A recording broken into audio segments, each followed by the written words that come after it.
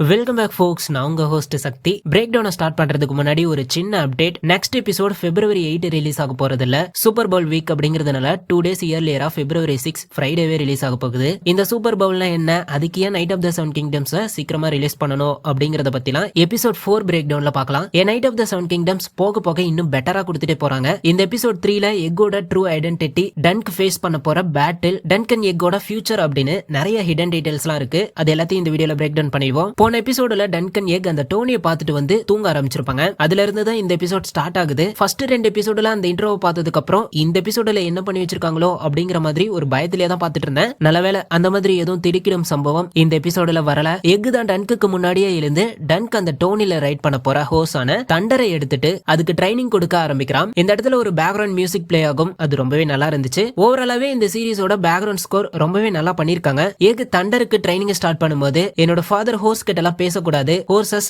டாக்ஸை விட dumbest animal அப்படின்னு சொல்லியிருக்காரு. But I don't think that's true அப்படின்னு சொல்லியிருப்பா. அதுக்கு தண்டர் ரியாக்ட் பண்ற மாதிரி காமிச்சிருப்பாங்க. அதுவுமே பார்க்க நல்லா இருந்துச்சு. ஆரம்பத்துல எக் தண்டர் கிட்ட குரலி வித்தலாம் காமிச்சாலும் ஒரு கட்டத்துக்கு மேல தண்டர் அண்டர்ஸ்டாண்ட் பண்ணி அதுவுமே அந்த டோனிக்கு பிராக்டிஸ் பண்றதெல்லாம் நல்ல வைபா இருந்துச்சு. எக் தான் டன்க்கு ஸ்குவேர் அப்படிங்கறதுனால அவன் தான் டன்க்கு அந்த ஜாஸ் டோர்னமெண்ட்டுக்கு கீழ இருந்து ஹெல்ப் பண்ணணும். போன எபிசோட்லயே நம்ம பார்த்திருந்திருப்போம். அந்த நைட்ஸ்லாம் டோனியோட எண்டுக்கு வந்ததும் சில பேர் லான்ஸை எடுத்து கொடுத்து ஹெல்ப் பண்ணிருப்பாங்க. அதுதான் இங்க எக் பிராக்டிஸ் பண்ணிட்டு இருக்கான். எக் தண்டரோட பிராக்டிஸ் பண்ணதுக்கு அப்புறம் ஒரு ஒன் ஐடு மேனை பார்த்திருப்பான். அந்த ஒன் ஐடு மேன் எக்க பார்த்து இந்த ஹோஸை நீ திருடிக்கிட்டு வந்திருக்கியா அப்படின்னு கேட்பாரு. இந்த ஒன் ஐடு மேனோட நேம் வந்து sir Robin wrestling. He is the maddest knight in the seven kingdoms. ஏன்னா ஒரு டோனில இவரோட கண்ணிலேயே ஒரு லான்ஸை குத்தியும் அதை தூக்கி போட்டுட்டு அந்த டோனியை கண்டினியூ பண்ணி இருந்திருக்காரு. Robin wrestling, we are vessels for the warrior when it is madness bid its madness delivered அப்படின்னு சொல்லியிருப்பாரு. இதுக்கு என்ன அர்த்தம் அப்படின்னா, நம்மளாம் வாரியரோட ஒரு கருவி தான். வாரியருக்கு மேட்னஸ் தேவைப்படும் போது அதை நம்ம டெலிவர் பண்ணணும் அப்படிங்கிற மாதிரி ஒரு மீனிங்க கொடுத்திருப்பாரு. வாரியர் 7 காட்ஸ்ல ஒன் ஆஃப் த காட். இந்த வெஸ்ட்ரோஸ்ல இருக்கிற most of the south people, especially Reach, King's Landing and Storm லேண்ட்ஸ்ல இருக்கிற பீப்புள்லாம் இந்த 7 காட்ஸ், அதாவது ஃபெய்த் ஆஃப் தி 7 அப்படிங்கிற ஒரு காடை தான் வர்ஷிப் பண்ணுவாங்க. அந்த 7 காட்ஸ்ல father, mother, warrior, maiden, smith, crone, stranger அப்படின்னு இருப்பாங்க. இந்த 7 காட் ஸ்டாச்சுவை கிங்ஸ் லேண்டிங்ல இருக்கிற தி செப்ட் ஆஃப் பேலார்ல பார்க்கலாம். இதை பத்தி நான் கேம் ஆஃப் த்ரோன்ஸ் கம்ப்ளீட் வேர்ல்ட்ல எக்ஸ்பிளைன் பண்ணிருக்கேன். பட் இன்னும் அந்த வீடியோ எடிட்டிங் ப்ராசஸ்ல தான் இருக்கு. சப்ஸ்கிரைப் பண்ணாதவங்க சப்ஸ்கிரைப் பண்ணிக்கோங்க. சீக்கிரமா அந்த வீடியோவை ஃபினிஷ் பண்ணி அப்லோட் பண்ண ட்ரை பண்றேன். பேசிக்கலி இந்த ராபின் ரெஸ்லிங் அவர் வாரியர் அப்படிங்கிற ஒரு கடவுளுக்காக ஃபைட் பண்றாரு. அதனால தான் கண் போனதுக்கு அப்புறமா அந்த டோனியை கண்டினியூ பண்ணிருக்காரு அப்படிங்கிற மாதிரி எக் கிட்ட மென்ஷன் பண்றாரு. எக் ராபின் ரெஸ்லிங் கிட்ட அவன் டன்க்குக்காக ஸ்குவேரா சர்வ் பண்ணிட்டு இருக்கான் அப்படின்னு சொல்லும்போது ராபின் ரெஸ்லிங் டன்க்குன்னு ஒரு நைட்டை பத்தி கேள்விப்பட்டதே இல்ல அப்படின்னு சொல்லியிருப்பாரு. அதுக்கு எக் யூ வில் அப்படின்னு சொல்லியிருப்பான். மேபி அடுத்து வர போற எபிசோட்ல இந்த ராபின் ரெஸ்லிங்கோட பங்கு அப்படிங்கிறது இம்பார்ட்டன்டா இருக்கலாம். எக் தண்டரோட ட்ரைனிங் முடிச்சுட்டு அவங்களோட அந்த கேம்பான எல்ம் ட்ரீக்கு வரும்போது டன்க் லைட்டா எக் மேல கோவப்பட்டு தண்டரை குளிப்பாட்டு அப்படின்னு சொல்லியிருப்பாரு. அதுக்கு எக் பிரேக்ஃபாஸ்ட் பத்தி கேட்டிருப்பான். அதுக்கு டன்க் வேற என்ன சால்ட் பீஃப் தான் அப்படின்னு சொல்லியிருப்பாரு. எக்கு சால்ட் பீஃபா சுத்தமா பிடிக்கல. இதனாலதான் டன்க் அந்த டோனி நடக்கும்போது எக்க சால்ட் பீஃப்லாம் நான் சாப்பிட மாட்டேன் அப்படின்னு எக்கோட வாய்ஸையே பேசி எக்க கலாய்ச்சிருப்பாரு. ஏனதான் ஆரம்பத்துல எக்கு கிட்ட டன்க் கொஞ்சம் கோவமா நடந்துக்கிட்டாலும் சரிவா அப்படின்னு எக்கு கிளாத் பேச்சிங்க சொல்லி கொடுத்துட்டு 2 பேரும் சேர்ந்தே அந்த குதிரையை குளிப்பாட்டுறாங்க. அதுக்கப்புறம் எக் அந்த எல்ம் ட்ரீ மேல உட்காந்துட்டு Prince Baelor was the firstborn. Prince Maker sprang out last. Daemon was the bastard, so they kicked his bastard. Grass is green in summer, green grass I adore, but grass is red all over. When you kill your rebel horses die in battle. This battle was front. Blackfire snatched Trueborn. He came from the wrong. Country was in peril. The anvil was a rock. The hammer smashed the bastard with his giant veiny. Host of Dawn is spearman அப்படின்னு ஒரு சாங்க பாடிட்டு இருப்பான். Actually இந்த சாங்க நான் பாடி பார்த்தேன், சுத்தமா நல்லா வரல. அதனாலதான் அப்படியே படிச்சிட்டேன். இந்த சாங் எக்ஸாக்டா அந்த ஃபர்ஸ்ட் Blackfire Rebellion வாரோட ஸ்டோரியை தான் சொல்லுது. நம்ம ப்ரீவியஸ் எபிசோட் பிரேக் டவுன்ஸ் எல்லாம் பார்த்திருந்தீங்க அப்படின்னா உங்களுக்கு இந்த Blackfire Rebellion வார பத்தின ஒரு ஐடியா கிடைச்சிருந்திருக்கும். டேமன் பிளாக்ஃபயர் ஒரு டார்கெரியன் பாஸ்டர். அவன் டேர் அண்ட் தி குட்க்கு எதிராக பேட்டில ஸ்டார்ட் பண்ணும்போது பேலாரும் மேக்காரும் ஹேமர் அண்ட் ஆன்வில் அப்படிங்கிற ஒரு டாக்டிக்கை யூஸ் பண்ணி டேமன் பிளாக்ஃபயரை டிஃபீட் பண்ணி இருந்திருப்பாங்க. இந்த ஹேமர் அண்ட் ஆன்வில் அப்படிங்கிறது ஒரு ரியல் லைஃப் மிலிட்டரி டாக்டிக் தான். எக் மென்ஷன் பண்ற மாதிரியே இந்த பேட்டில் கிரீன் கிராஸ்லாம் பிளட்டால ரெட் கிராஸா மாறுற அளவுக்கு ரொம்ப ப்ரூட்டலா இருந்திருக்கும். இந்த சாங்கோட last line host of tawny spearman அப்படின்னு முடியும். அந்த டோனி ஸ்பியர்மேன் பேலார் தான். அந்த Blackfire Rebellion வார்ல 3-eyed Ravenோட பங்குமே இருந்திருக்கும். பட் இந்த சமயத்துல ஒரு 3-eyed Ravenா மாறி இருந்திருக்க மாட்டாரு. முடிஞ்சா நான் அந்த Blackfire Rebellion வார பத்தின செப்பரேட்டா ஒரு வீடியோ போட ட்ரை பண்றேன். டன்க் ரொம்ப எக்ஸைட்டிங்கா ஃபியர் அண்ட் ஆங்ஸைட்டியோட எக் கிட்ட ஆர்மர்லாம் ரெடி பண்ணி டோனிக்கு கிளம்பணும் அப்படின்னு சொல்ல எக் ஃபர்ஸ்ட் சேலஞ்ச் அப்படிங்கிறது ஹைபர்த் அண்ட் ஃபேமஸ் நைட்டுக்கானது அப்படின்னு மென்ஷன் பண்ணிருப்பான். இப்பதான் ஃபர்ஸ்ட் சேலஞ்ச் அப்படின்னா எபிசோட் 2ல நடந்தது என்ன அப்படின்னு ஒரு டவுட் உங்களுக்கு இருக்கும். எனக்கும் அந்த டவுட் இருக்கு. மேபி மேபி அது ஒரு வார்ம் அப் ஆர் டெமோ மாதிரி இருக்கலாம். I am not sure. In case உங்களுக்கு தெரிஞ்சா கமெண்ட் பண்ணுங்க. டன்க் அப்ப டுடே நான் டோனில கலந்துக்க முடியாதா, இதுக்கு நான் காலையில இருந்து டோனி நினைச்சு பயந்துகிட்டு இருந்தேன் அப்படின்னு சொல்லிட்டு சாப்பிடுறதுக்காக திங்ஸ் எல்லாம் வாங்க கிளம்பி இருப்பாங்க. டன்க் எக்கும் கூஸ் எக் வாங்கி கூஸ் சாண்ட்விச் மேக் பண்ணி சாப்பிட்டுட்டு அந்த டோனியை பார்த்துட்டு இருப்பாங்க. இந்த டோனியை ஃபுல்லா காமிப்பாங்க அப்படின்னு தான் நினைச்சேன். பட் லாஸ்ட் ரவுண்ட மட்டும் தான் காமிச்சிருக்காங்க. ட்ரைலர் பிரேக் டவுன்ல சொன்ன மாதிரியே சர் ஹம்ஃப்ரி பீஸ்பரியும் சர் ஹம்ஃப்ரி ஹார்டிங்கும் மோதிக்கிட்ட இந்த பேட்டிலோட நேம் வந்து பேட்டில் ஆஃப் ஹம்ஃப்ரி. அதை தொடர்ந்து இந்த ஆஸ்ஃபோர்ட் லார்டோட சன் சர் ஆண்ட்ரூ ஆஸ்ஃபோர்டோட மேட்சை காமிச்சிருக்காங்க. ஆப்போசிட்ல இருக்கிற ஒரு லான்ஸ கூட வாங்கியிருக்க மாட்டாரு. பட் சர் ஆண்ட்ரூ அவரை டிஃபீட் பண்ற மாதிரியே காமிச்சிருப்பாங்க. இது ரியலா இல்ல சம் கைண்ட் ஆஃப் சீட்டிங் நடந்திருக்கா அப்படின்னு தெரியல. ஏன்னா லேட்டரா டன்க்கு கூட பிளம்மருமே ஒரு டீல போட்டிருப்பாரு. அடுத்த எபிசோட்ல இதுக்கான கண்டினியூட்டி இருக்கா அப்படிங்கறத வெயிட் பண்ணி பார்ப்போம். டன்க்கு எக்கும் அந்த டோனியை பார்த்து முடிச்சிட்டு அந்த ஆஸ்ஃபோர்டோட பியூட்டியை ரசிச்சிட்டு இருக்கும்போது எக்குக்கு இந்த லைஃப் பிடிச்சிருக்கு அப்படிங்கிற மாதிரியும் எக் டன்க்கு டோனி முடிஞ்சதுக்கு அப்புறமும் ஸ்குவாரா கண்டினியூ பண்றேன் அப்படிங்கிற மாதிரியும் சொல்லியிருப்பான். அதுக்கு டன்க் ரிப்ளை பண்ண வரும்போது கரெக்டா பிளம்மர் வந்து டன்க்கு கிட்ட தனியா பேச கூப்பிட்டிருப்பாரு. இந்த இடத்துல அந்த எடிட்டிங் அண்ட் கண்டினியூட்டி ரெண்டு டீடைலையுமே பாராட்டியே ஆகணும். பிளம்மர் ஃபர்ஸ்ட் எபிசோட்லயும் ஒரு மாதிரி ஸ்னீஸ் பண்ணிட்டே இருந்திருப்பாரு. அதையே இங்கேயும் பண்ணும்போது மேட்ச் கட்ல டிரான்சிஷன் கொடுத்திருப்பாங்க.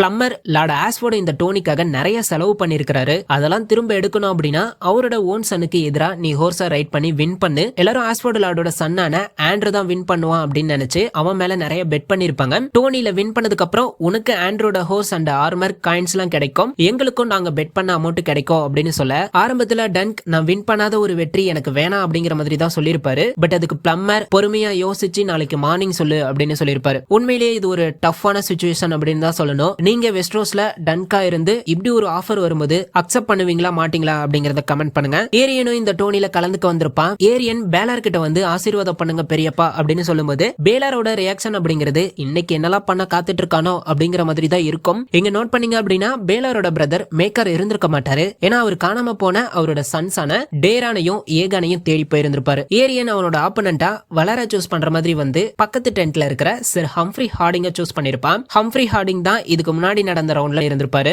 இந்த ரவுண்ட் ஆரம்பிக்கும் போது எக் கில் ஹிம் அப்படின்னு கத்தி இருந்திருப்பான். அது ஹார்டிங் கிட்ட ஏரியனோட கதையை தான் முடிக்க சொல்லியிருப்பான். ஏன்னா எக்குக்கும் ஏரியனுக்கும் அந்த அளவுக்கு சுத்தமா ஆகாது. ஏரியன் இந்த டோனியா ஹானஸ்டா பிளே பண்ணாம ஹார்டிங் ஹோர்ஸோட கழுத்துல லான்ஸ் இறக்கி விட்டுருப்பான். ஹார்டிங் நினைச்சிருந்தா டக்குனு கீழே குதிச்சிருந்திருக்கலாம். பட் ஒருவேளை கீழே குதிச்சா தோத்துருவோம் அப்படின்னு நினைச்சு குதிக்காம இருந்தாரா அப்படின்னு தெரியல. ஹார்டிங் கீழே விழுந்ததுக்கு அப்புறம் பேலாரோட ரியாக்ஷன் தெரியும்டா நீ இப்படிதான் ஏதாவது பண்ணுவ அப்படிங்கிற மாதிரி தான் ஒரு ரியாக்ஷனை கொடுத்திருந்திருப்பாரு. அந்த ஹோர்ஸை தாண்டி சர் ஹார்டிங்குமே நிறைய அடிபட்டிருக்க மாதிரி தான் தெரியுது. இதுக்கு ரிவெஞ்ச் எடுக்கிற விதமா கூட ஹார்டிங் டன்கோட டீம்ல ஜாயின் பண்ணலாம். ஏரியன் பண்ணது தப்பு தான் அப்படிங்கிறது எல்லாருக்குமே தெரியுது, இன்க்ளூடிங் பேலாருக்கும். இதனால ஸ்மால் ஃபோக்ஸ்ல கொந்தளிச்சு ஏரியனை அட்டாக் பண்ண ட்ரை பண்றாங்க. அந்த சமயம் கிங்ஸ் கார்டும் ஆஸ்ஃபோர்ட் நைட்ஸும் சமாளிக்க உயிருக்கு போராடிட்டு இருந்த அந்த ஹோர்ஸ் ஒருத்தர் கருணை கொலை பண்ணிடுறாரு. டன்கோ எக்கோ அங்கிருந்து கிளம்பும் போது எக் ஏரியன் வேணும்னே தான் அந்த ஹோர்ஸ் அட்டாக் பண்ணிருக்கான் அப்படின்னு டன்க்கு கிட்ட சொல்லுவான். அந்த சீன் கொஞ்சம் எமோஷனலா தான் இருந்துச்சு. டன்க் எக் கிட்ட எக்கோட ஃபாதரை பத்தி கேட்பாரு. அதுக்கு எக் அவனோட ஃபாதரை பத்தி தெரியாது அப்படின்னு சொல்லிருப்பான். அது என்னதான் பொய்யா இருந்தாலும் டன்க் அவரோட ஃபாதர் ஃப்ளீ பாட்டம்ல ஒரு தீஃபா இருந்தாரு அப்படின்னு மென்ஷன் பண்ணிருப்பாரு.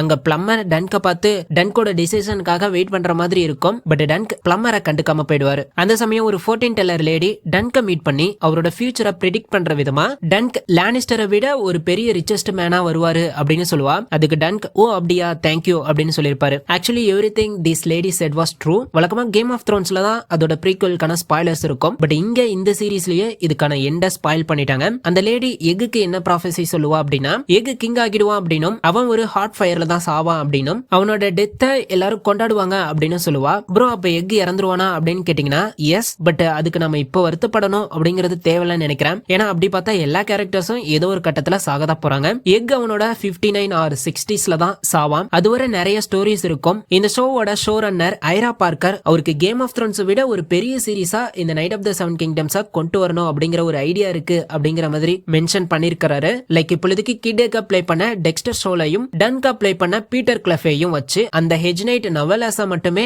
அடாப்ட் பண்ணி 4 to 5 சீசன். அதுக்கப்புறம் ஒரு 10 இயர்ஸ் லேட்டர் திரும்ப ரிட்டர்ன் ஆகி அதே கேஸ்ட் மெம்பர்ஸை வச்சு அடல்ட் எக்கோட ஸ்டோரியை சொல்ற மாதிரியும் அதுக்கப்புறம் இன்னொரு 10 இயர்ஸ்க்கு அப்புறம் அந்த எக்கோட ஃபைனல் ஸ்டோரியை சொல்ற மாதிரியும் ஒரு பிளான் இருக்கு அப்படிங்கிற மாதிரி சொல்லியிருக்காரு. டைம் ஜம்ப் அப்படின்னா not like house of the dragon. உண்மையிலேயே அவ்வளவு இயர்ஸ் வெயிட் பண்ணி கொடுக்க போறாங்க. அதுதான் ஐரா பார்க்கரோட பிளான். பட் இதுக்கு ஹெச்பிஓவும் ஜார்ஜ் ஆர் மார்ட்டினும் அக்செப்ட் பண்ணணும். அதனால இந்த பிளான் கன்ஃபார்ம் ஆகல. ஆனா 3 சீசன்ஸ் ஆல்ரெடி கன்ஃபார்ம்டு. அந்த 14 டெல்லர் லேடியை பார்த்துட்டு கிளம்பும் போது டன்க் ரைமன் ஃபாசவேவை மீட் பண்ணுவாரு. நோட் பண்ணீங்க அப்படின்னா எக் ரைமன் ஃபாசவேவோட ஐ கான்டாக்ட அவாய்ட் பண்ணிருப்பான். கிளம்பும் போது கூட ரைமன் எக் ஒரு மாதிரி நோட் பண்ணிருப்பாரு. எங்கேயோ பார்த்த மாதிரி இருக்கு அப்படின்னு ரைமன் ஃபாசவே எக் ஒருவேளை இவன் ஒரு டார்கெரியன் பிரின்ஸ் அப்படிங்கறத கண்டுபிடிக்க வாய்ப்பு இருக்கு. அதனால ரைமன் டன்க ஹேங் அவுட் பண்ண கூப்பிடும்போது எக் நான் பப்பட் ஷோவை பார்த்துட்டு வரும்போது உங்க சீல்ட வாங்கிட்டு வரேன் அப்படின்னு கிளம்பிருப்பான். ரைமன் ஃபாசவே டன்க கிட்ட உன்னோட ஆப்போனன்ட்ட சூஸ் பண்ணிட்டியா அப்படின்னு கேட்கும்போது டன்க் மேபி சார் ஆண்ட்ரூ, அதாவது லார்ட் ஆஸ்ஃபோர்டோட சன் அப்படின்னு சொல்லுவாரு. அதுக்கு ரைமன் ஆண்ட்ரூ தான் இந்த லோக்கல் பீப்புளோட ஃபேவரட் அப்படின்னு சொல்லிருப்பாரு.